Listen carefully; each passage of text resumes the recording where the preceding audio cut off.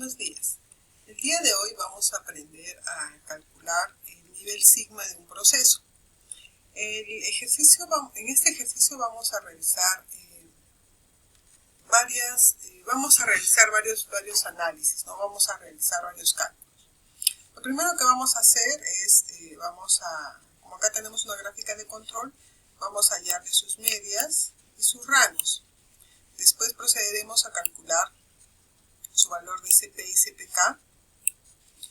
Luego procederemos a calcular los valores de la media, modo y mediana, justamente para verificar el nivel del valor de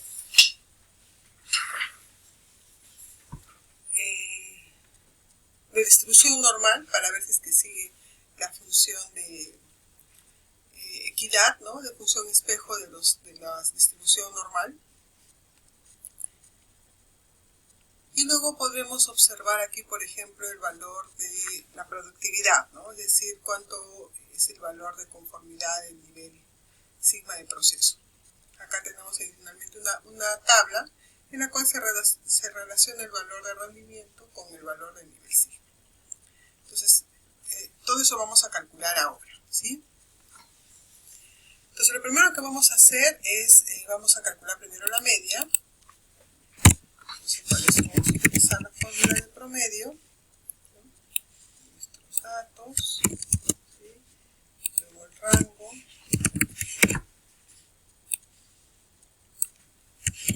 menos mínimo, máximo menos mínimo es el rango, ¿sí? Y ahí esto procedemos a replicarlo. En este momento no me interesa, por ejemplo, hacer la gráfica de control, solamente vamos a ver qué pasa después, ¿no? ¿Qué hay después de la gráfica de control? Entonces acá calculamos el promedio y lo mismo del rango, ¿sí? Entonces, esta información básicamente es la que yo necesito. Si podemos revisar un poquito nuestro gráfico, este es nuestro gráfico. Entonces, en este gráfico de acá lo que nosotros tenemos son dos límites, un límite superior y un límite inferior, pero de especificación. Entonces, el CPK básicamente lo que va a hacer es, va a ver cómo está este proceso, es decir, cómo está tu proceso en función de esos datos que te está dando un proveedor, una norma, ¿no? Acuérdense que estos datos de especificación no son los que calculamos en el proceso, son datos que ya nos tienen que haber dado como información, como referencia, ¿sí?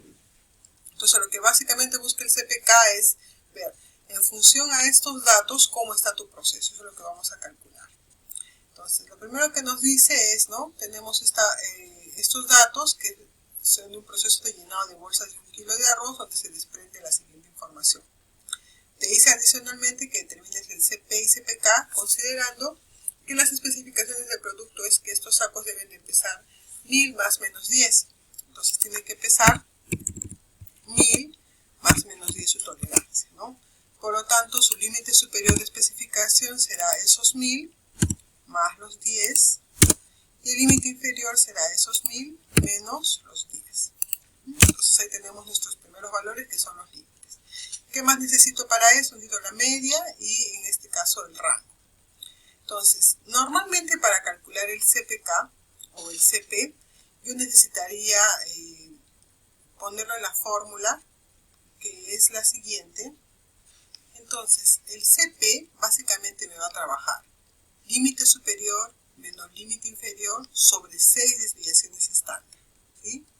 Luego, los límites del CPK, los valores del CPK sería límite superior menos la media sobre 3 desviaciones, o media menos límite inferior sobre 3 desviaciones, ¿sí? Tal como lo hemos revisado en nuestro PPT. Entonces empezamos a calcular nuestro CP. Para esto vemos de que acá hay un dato que no lo tenemos. Nosotros tenemos la media, es decir, esta gran media. Acabamos de calcular los límites superior e inferior, pero no tenemos el valor de la desviación. Entonces, hay dos formas en las que nosotros podemos trabajar. Una de ellas podría ser calcular la desviación aplicando desviación estándar. De este símbolo estamos hablando de una desviación estándar poblacional, ¿no? Entonces tendríamos de repente que calcular la poblacional. en la cual me dice que tendría que sacarla en función de todos mis datos, ¿sí? Calculo mi desviación poblacional, ¿no? También puedo calcular, si no, la desviación muestral, ¿no? Que si lo podemos calcular sería desde m, ¿no? Sería igual de los mismos datos, ¿no? Y en realidad la diferencia es mínima, ¿no? Porque si nosotros revisamos la fórmula al detalle, la única diferencia entre la población y de la muestra es en la división, una es sobre n y la otra es sobre n-1. Pero, ¿qué pasa cuando nosotros trabajamos de esta manera, ¿no? Normalmente para poder obtener el valor de la desviación poblacional, ¿no? Que es esta de aquí, nosotros tendríamos que tener datos de por lo menos 6 meses, 1 año o 2 años. Entonces, en un proceso es difícil, al menos para un proceso que queremos evaluarlo ahora, ¿no? Tener esa información en el momento. Entonces, nosotros lo que vamos a hacer es utilizar un artificio matemático para poder realizar ese cálculo, ¿sí? Entonces, cuando yo trabajo con este valor de desviación poblacional, yo básicamente diría que estoy trabajando con el CP. Pero también cabe la posibilidad de que yo pueda trabajar con el valor de la desviación estándar muestral y estaría trabajando con el PP. El PP cumple la misma función, se calcula de la misma manera. La única diferencia es que el PP lo voy a trabajar con desviación estándar muestral. Entonces es la única diferencia. Entonces ustedes me dirán, pero nosotros queremos el valor queremos el valor de la desviación del CP, que es el de repente más conocido. Muchas veces las personas quieren calcular ese valor. Entonces lo que podríamos hacer, o lo que usualmente se suele hacer también, es utilizar un artificio matemático. ¿Qué es lo que me dice ese artificio matemático? Que este valor de desviación del CP, que es el de desviación poblacional, yo lo puedo reemplazar por R, es decir, promedio de rango, sobre el valor de D2. ¿No? Entonces acá nosotros sabemos de que nuestra N es 4, ¿no? Tenemos acá 1, 2, 3 y 4. Entonces nuestro N es 4. Y para este N4 necesito calcular su valor de D2. Para eso me voy a mitad. Entonces, para el valor de 4, cuando n es 4, diríamos de que el valor de D2 es 2.059, que lo vemos aquí. Y entonces acá vamos a colocar. Sería 2.059, ¿sí? Ya está. Entonces hemos dicho que el valor de la desviación también lo vamos a poder calcular. Va a ser igual al promedio de rangos entre el valor de D2. ¿Sí? Entonces, finalmente vamos a trabajar con ese valor, ¿no? Con el artificio matemático para calcular igual el CP. Ya sabemos que si estamos trabajando con el de desviación muestral, estaríamos trabajando PP más no CP, ¿no? Que cumple finalmente la misma función. Entonces, el CP va a ser igual a límite superior menos el límite inferior, ¿sí? Esto entre 6 por el valor de la desviación estándar. Y ahí tenemos nuestro CP. Luego, para calcular el CPK nos dice que es el valor mínimo entre el valor del CPK superior y el CPK inferior. Entonces vamos a calcular cada uno de ellos. Entonces decimos, el límite superior, que vendría a ser esta parte, sería, el CPK superior sería el límite superior menos la media sobre 3 desviaciones. Entonces sería el límite superior menos la media entre 3 por desviación. Es importante utilizar la misma desviación para todos los cálculos. Luego tenemos el valor del CPK inferior, que sería la media, menos el límite inferior sobre 3 desviaciones, ¿no? Entonces sería la media menos el límite inferior entre 3 por la desviación. Entonces, acá tenemos los valores de CPK superior y CPK inferior, ¿no? Pero nosotros vamos a escoger el valor mínimo, el mínimo de estos dos valores. El mínimo de estos dos valores. Y me va a salir el valor negativo, ¿no? ¿Qué significa un valor negativo? Significa de que nuestros valores están por debajo de la línea. Eso básicamente es lo que me está representando acá. Es que, por ejemplo, el CP me dice que es 0,55, significa de que la mitad de mis datos, ¿no?, están dentro de estos valores. La otra mitad probablemente esté fuera de esos límites, ¿no? Cuando mi CPK es 1, significa que todos mis datos están acá dentro. Pero cuando mi CP es un valor negativo, significa que está sesgado hacia un costado y hay datos fuera de esos límites, ¿no? Entonces, eso básicamente es lo que me está diciendo acá. Entonces, lo que yo voy a calcular ahora es el porcentaje de disconformidad, es decir, quiero saber cuánto es lo que hay fuera de esta línea, tanto del límite inferior como lo que hay fuera del límite superior. Eso es lo que quiero calcular. ¿Cuántos son los datos que tengo fuera de eso, ¿no?, para corroborar justamente este valor que me dice que es negativo? No, usualmente yo debería tener un valor bajo, ¿no? Si es que, por ejemplo, todos mis datos están dentro, yo debería tener un valor de 1 o 2% quizás, ¿no? Pero si es que yo tengo un valor mayor, significará de que efectivamente tenemos datos fuera de los límites superior o inferior. Entonces, en este dato probablemente puedo incluir que es el límite inferior, porque justamente en ese cálculo es donde me ha salido, ¿no? Pero a su vez tengo que, por ejemplo, que en el límite superior tengo un valor positivo. Entonces vamos a ver qué nos sale.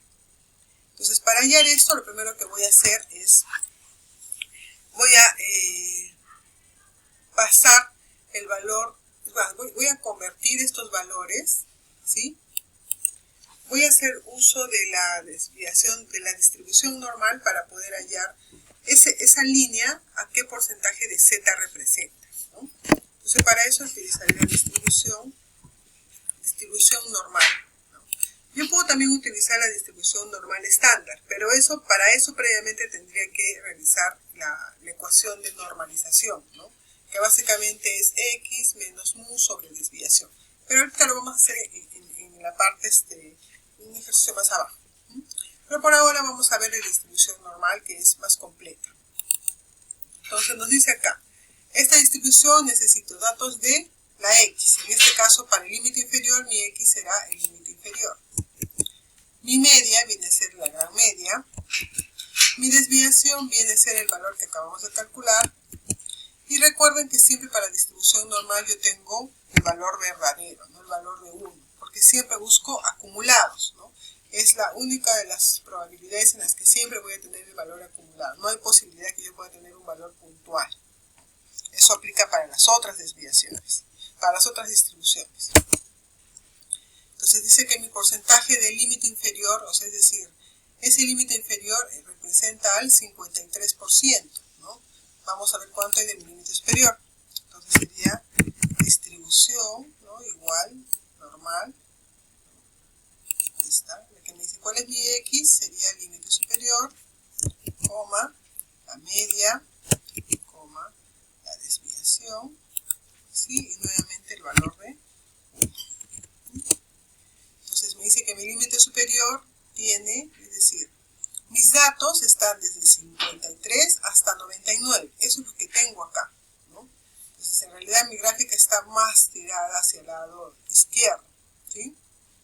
El 50% de mis datos está acá y los demás datos están cerca al 1%, ¿no?, al 100%.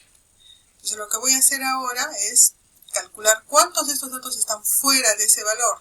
Yo ya tengo cuántos datos hay por debajo, ¿no?, los que llegan hasta la línea. Lo que me falta calcular es cuántos datos salen de la línea. Si yo sé que siempre todas las distribuciones llegan a tener un valor de 1, eso quiere decir que para hallar el excedente, lo que está por fuera de la línea, tendría que simplemente restar 1 menos el valor que acabo de hallar.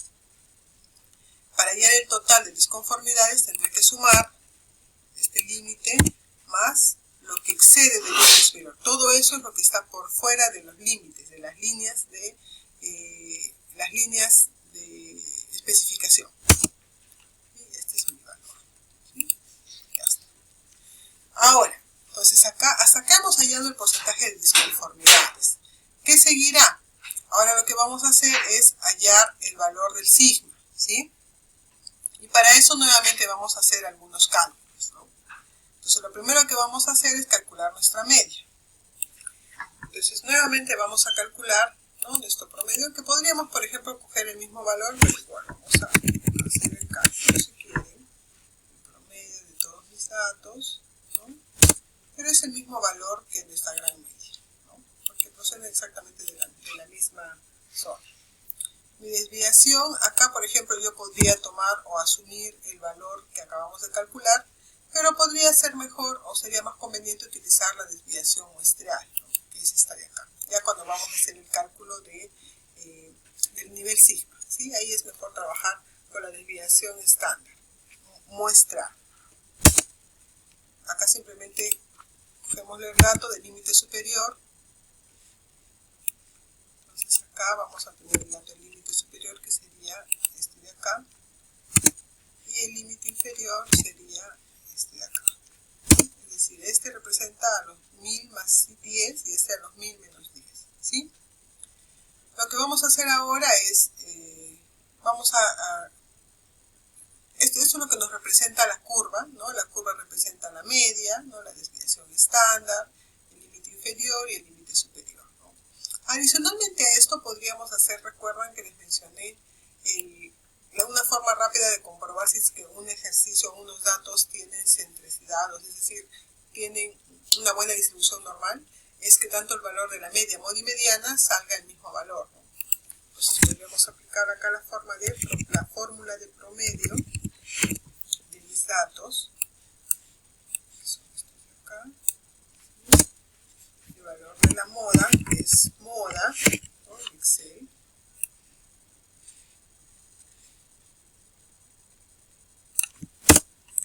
Y la mediana, que también es igual a la mediana.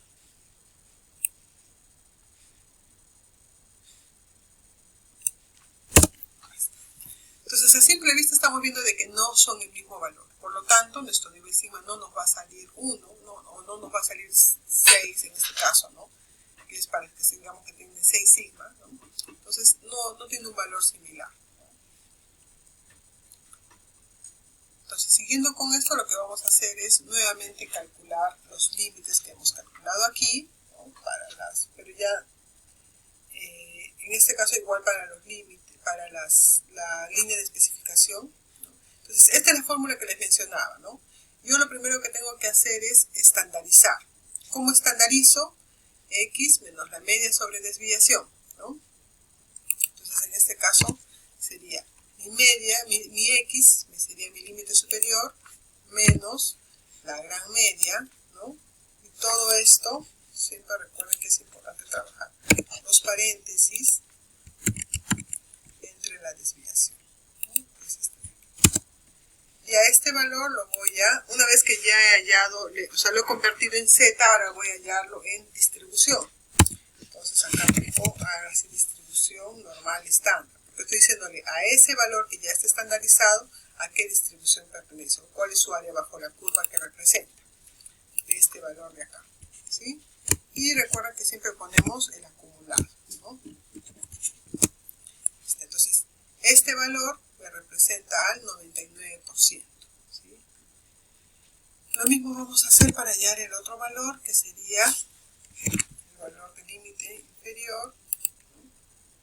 Menos la media, paréntesis, entre la desviación, ¿sí? Y a este valor igual, ¿no? Distribución normal estándar. ¿De qué valor? De este valor, ¿no? Y 1, ¿sí? Ya está. Eso quiere decir de que mi valor, ¿no? Es decir, mi límite superior representa el 99% de los datos y mi límite inferior representa el 53% de los datos. Ahora, lo que yo tengo que ver para ver la productividad, hace rato calculamos los porcentajes de disconformes, pero ahora vamos a calcular su productividad. ¿Por qué? Para poder hacer uso de esta tabla de rendimiento. Esta tabla de rendimiento nos va a servir cuando nosotros tengamos nuestros valores de productividad. Para eso simplemente tendré que restar el área 2, que sería el límite superior, menos el límite inferior, ¿sí? Y ese valor podría convertirlo en porcentaje, ¿no? Entonces, puedo aplicarle, ahí está, ¿sí? Equivale al 46%. En teoría, ¿no? Ambos valores, por ejemplo, este también lo convierto en porcentaje, ¿vale?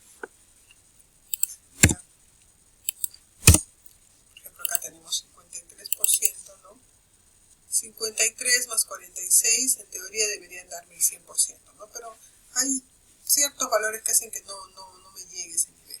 Entonces, ya teniendo este valor, que sabemos que es 46,6, está aproximadamente por esta zona, lo que nos quedaría es interpolar, ¿no? Interpolar ambos datos para ver exactamente a qué valor de sigma corresponde. Pero podemos ver que más o menos el 46 equivale a 1.40 y tantos, ¿no? Igual vamos a interpolar. Entonces decimos,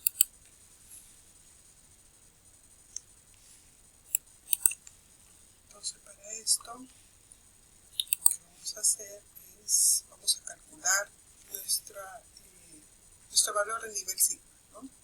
Entonces tenemos esta fórmula, por ejemplo, para interpolar, ¿no? En la cual tenemos que el valor de y que estamos buscando sería igual al valor de y0, o sea, el y anterior, más el valor de x menos el x0 entre x1 sobre x0 por y1 menos y0. Realizando todo este cálculo, ¿no? Podemos ver de que nos da este valor que es 1,53. Entonces diríamos que acá tenemos el valor de 1,53.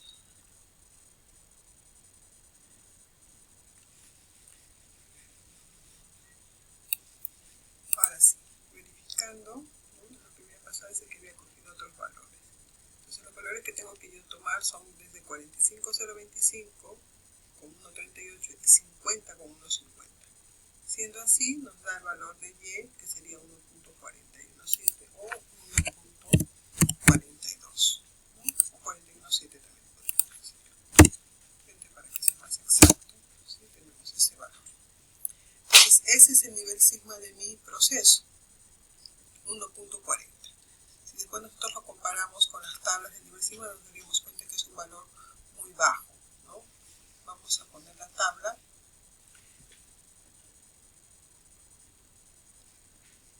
Entonces, si lo comparamos con nuestro nivel,